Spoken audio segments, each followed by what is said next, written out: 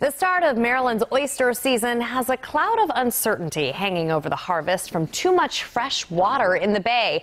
WJZ is live. Alex Dimitrick on the double threat that fresh water is posing. Alex? Well, Jessica, the impact could be to adult oysters, oyster reproduction, or to both. The start of oyster season brings boats and optimism to the bay. This is the harvest that carries many watermen through the winter, and in the past few years, it's been increasing. But this year has seen more rain and fresh water flooding the Susquehanna River.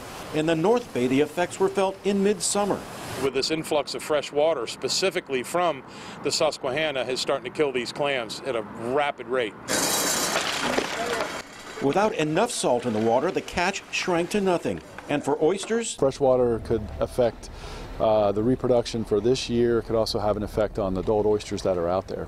Oyster larvae need salty water to survive. This year, oysters raised at the Horn Point lab needed more than just water from the bay. They've had to add salt into the water to make sure that they could have a viable larvae for our restoration purposes. The Oyster Recovery Project has been working to increase oyster stocks by planting millions of oyster larvae attached to old shells.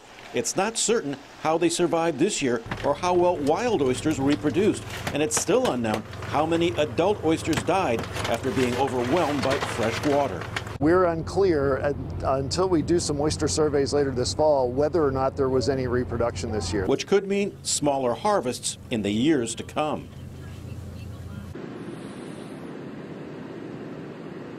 Well, DNR and the University of Maryland will spend this fall surveying oyster stocks with findings by December. Alex Dimitrick, WJZ.